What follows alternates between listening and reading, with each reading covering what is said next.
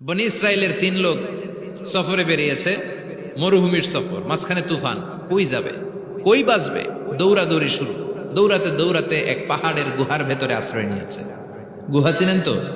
পাহাড়ের গুহা।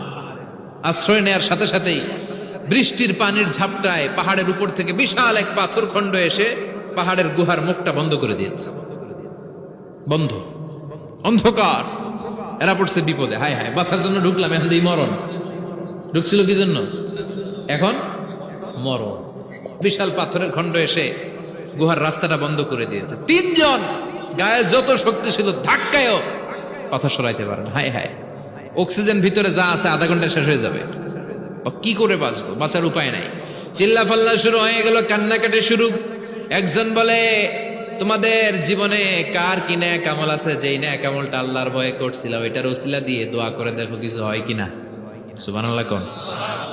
এটাই উপায়। একজন হাঁটু গেড়ে চোখের পানি ছাড়া শুরু করছে আর দোয়া শুরু করছে, আল্লাহ আল্লাহুম্মা কানাত লি আবাওয়ান শাইখান কাবীরা। আল্লাহ, আমার বাবা মা ছিল বৃদ্ধ বৃদ্ধা, আমি পেশায় রাখাল, সারাদিন ছাগল চড়িয়ে রাত্রিবেলা দুধ আনতাম, সবার আগে আব্বা আম্মারে দিতাম, এরপরে আমার ছেলে মেয়ে, এরপরে স্ত্রী। একদিন গভীর রাতে এসে দেখি আব্বা আম্মা ঘুমায়।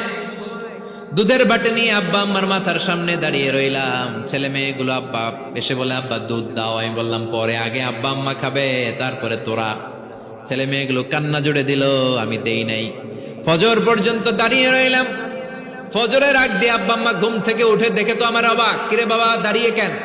বললাম, প্রতিদিন দুধ খেয়ে ঘুমাও, আজকে আগে আগে ঘুমিয়েছো, দুধ খাও নাই, তোমাদেরকে আগে দিব বলে দাঁড়িয়ে রইলাম। আল্লাহর ডেকে বলে, আল্লাহ, ওই দিন সারা রাত দুধের বাটি নিয়ে মা বাবার শিওরে আমি দাঁড়িয়েছিলাম। ফজরের সময় আব্বা আম্মারে দুধ খাওয়ালাম, তারপরে ছেলে মেয়েদেরকে দিয়েছিলাম, তারপরে স্ত্রীর মুখে দিয়েছিলাম। ও মাবুদ, ওই দিনের এই কাজটা আমি দুনিয়ার কাউরে খুশি করার জন্য করি নাই, শুধুমাত্র তোমার খুশি ছাড়া। ওই রাতের ইবাদত যদি তোমার দরবারে ভালো লেগে থাকে, ফাফাররিজ আন্না মা নাহনু ফি, আজকের বিপদের দিনে কেউ বাঁচানোর নাই, তুমি আমাদের বাঁচাও। ফানফাজারা, মুহূর্তের মধ্যে 1/3 বিশাল পাথর খণ্ডটা 1/3 ডান দিকে সরে যায়, একপাশে সরে যায়।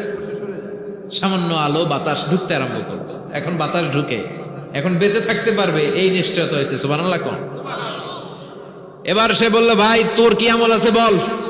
দ্বিতীয় জন হাঁটু গেড়ে আবার চোখের পানি ছেড়ে আল্লাহর ডেকে বলে, মাবুদ, আমার এক চাচাতো বোন ছিল। আল্লাহ, সুন্দরী, অনন্যা, অপসরী, প্রিয়ংবদা, অনুসুয়া, গুণবতী, রূপবতী আমার এক চাচাতো বোন ছিল। তার প্রেমে আমি ছিলাম পাগল পাড়া, কিন্তু সে তো আমার ডাকে সাড়া দেয় না।